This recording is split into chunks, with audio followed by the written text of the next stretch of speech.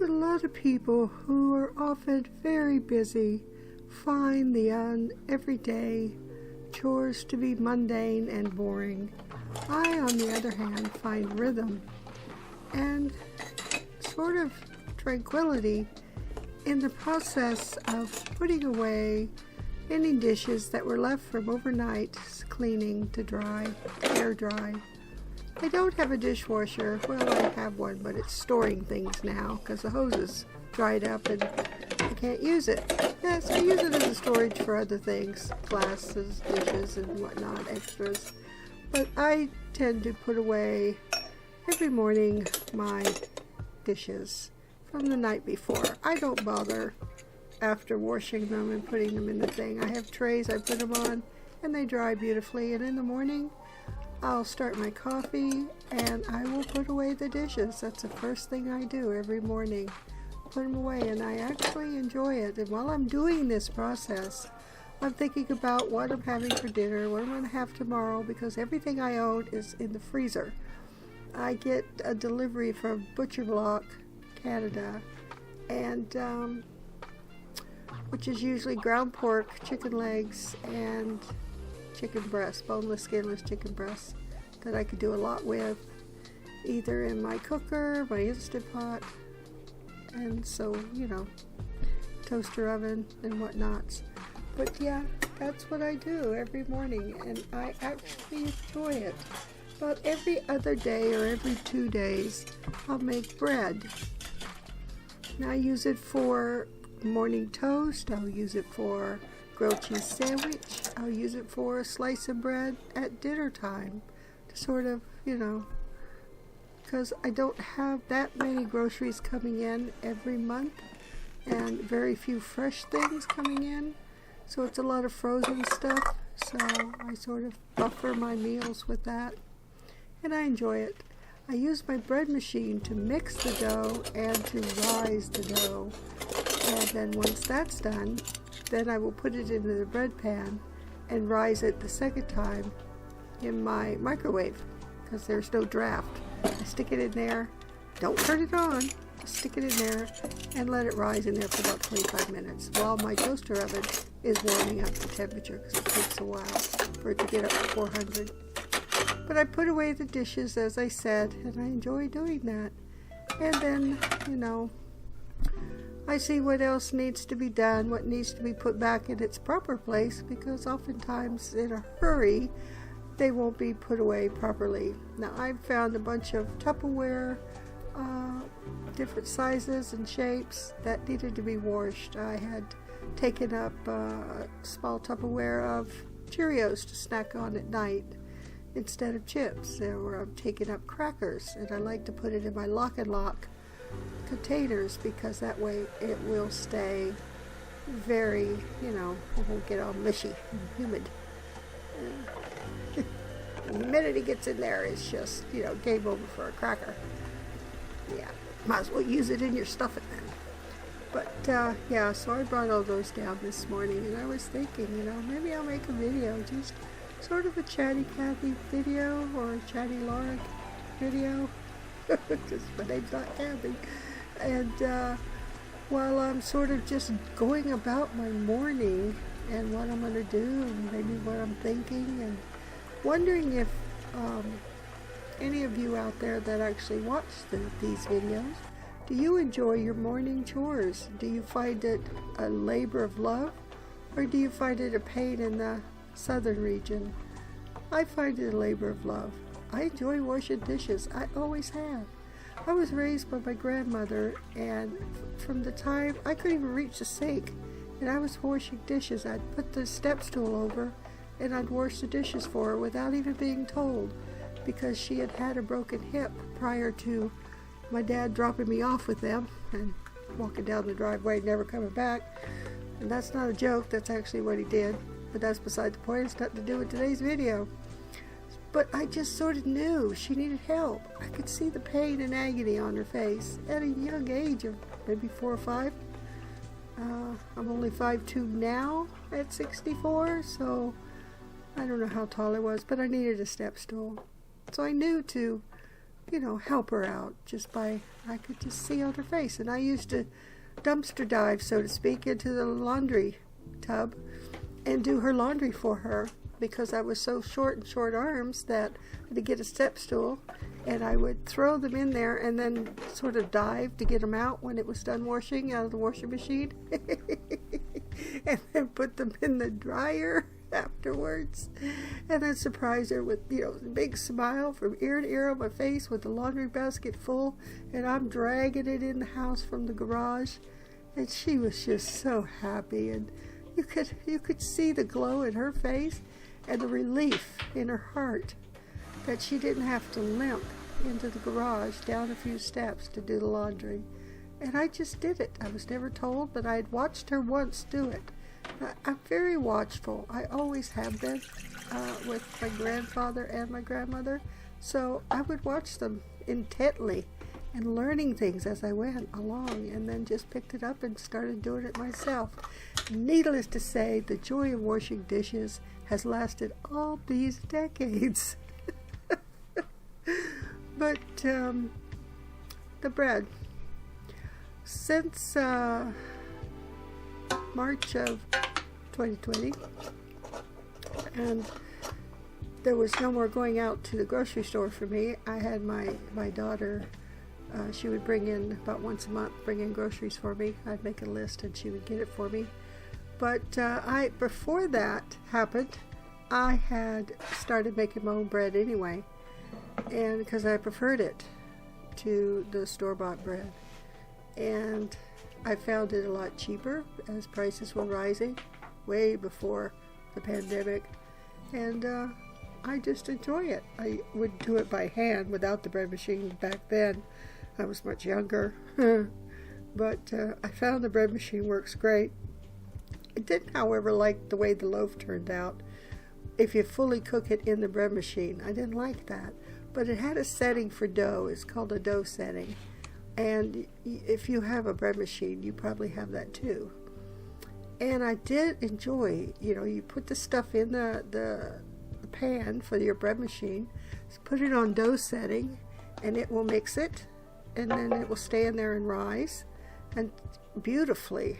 And then you take it out, and you can put it in your pan, and then put it in your oven, in your normal bread pans, which I prefer, rather than the bread machine pan. I was never, and the paddle at the bottom always got stuck in the bread when I would fully cook it in the bread machine, and to get it out, it would make a great big crater at the bottom of your bread. So around the middle of your bread loaf, when you go to cut it, you'd have a big hole because of you had to rip it out. They give you a little tool, and that should have been a clue. They give you a little pointy tool with a hook to get that paddle out. Yeah, I didn't like that too much. And anyway, this elongates the life of my bread machine, using it only this way, because it never goes up to high temp anymore to cook the bread. So I've been using it like this for over a year, and it's been working beautifully, and I enjoy my bread done. I can't use my regular oven because it died before 2020, and I was waiting to save money to get it fixed again. Let's see, I think I bought it in the year 2000, so I was debating whether or not to, use it again or whatever, but then, everything happened, and so I had ordered, prior to everything happening, a Oscar convection toaster oven that would hold a full-size pizza. So it's quite deep. It's angled at the back, so it's very nice. But yeah, I've been using that, and I thought, I don't need another stove because they're very expensive. And so I just use that, and I have plenty of other appliances and gadgets that I just love.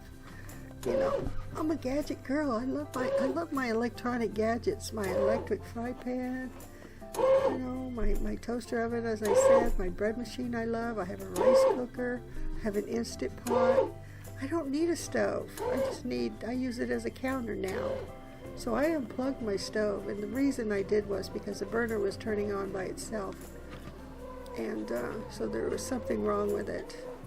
And for an electrician to come in, back then it was probably a lot more now, but back then it was $87 just for him to come through the door.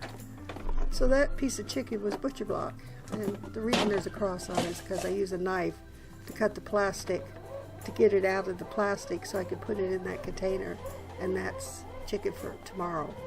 I always do that the day before, and so I'm ready and it's thawed out. And I thought I found a container full of instant pancake mix, so I thought I'd make a pancake, because I've been having just a little bowl of oatmeal lately, or Cheerios, and I just wanted a pancake. So, and I stopped buying milk because I can't really digest the milk products too much anymore, or cheese. But I did buy powdered dry skim milk, and that doesn't seem to bother me. So I made the pancakes with that, and they were delicious.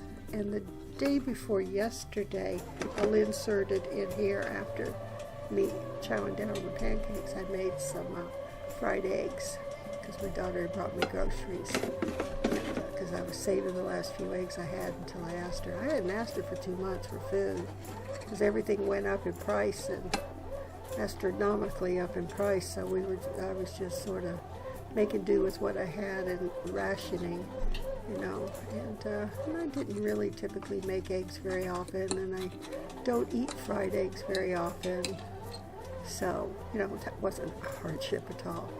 And the other things I could get from Costco, I order it from Costco, and I have a membership there that I order online, and they deliver it right to the door. So that's wonderful. So this here is yesterday's eggs. I found them interesting, and the reason I'm inputting it in this video is it looks like a monster from Halloween, doesn't it? Looks like it's got bloodshot eyes. Just thought I would. What do you think that looks like? I need a critter from deep down below the sea.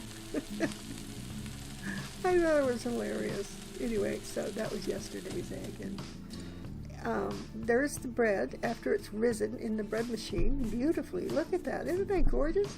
So you poke it down, and then you get that dough out of there. Put a little sprinkle of flour so it doesn't stick to the rolling pin. And you roll it out just a little bit into sort of a triangle, and then roll it up and put it in your bread pan. And once it's in the bread pan, it has to rise again, of course, so that's where I stick it in the microwave for about 25 minutes. It's about all it takes, and that's all it takes for my convection toaster oven to heat up to the proper temperature. And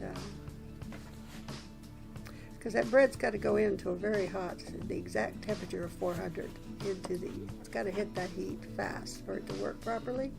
So that's how I do that. And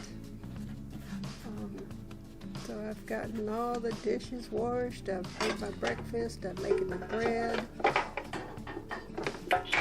and I actually made the bread before I ate the breakfast. All the chores got done before I ate pancakes. Yeah, I was sitting here looking at the snippets of video while eating the pancakes when I finished eating, after, you know, the few bites I took on the video here. So now I'm doing greasing up the pan with a little Crisco, which is shortening, and the bread pan for it to rise. And I find that after I add it to the pan, years ago I used to have such trouble. If you didn't get the dough rolled up properly, evenly, with, you know, the same amount at each end, it would rise, and one end would rise up a lot higher than the other, and it would look wonky and just disgusting. Still tastes good, but it just didn't look good. So I found if you made 3 slits with your kitchen knife or kitchen scissors in the top, it will not do that. Like that. Yeah. Just like that. Little slits. Don't know why it's in there twice, but twice is nice. So I cover it with a little saran wrap that I keep and use it over and over again. And it goes in there for, like I said, 25 minutes. So I take it out of there, remove the saran wrap, and that's 25 minutes later. Perfectly risen. You don't want it to rise any more than that, because once it hits the oven, it's going to rise some more. And I did have trouble with my toaster oven, because there's a gap in those doors. I don't know if anybody owns the same type of toaster oven, but I made a sort of a foil strip to go down the middle, so it retains the heat better. And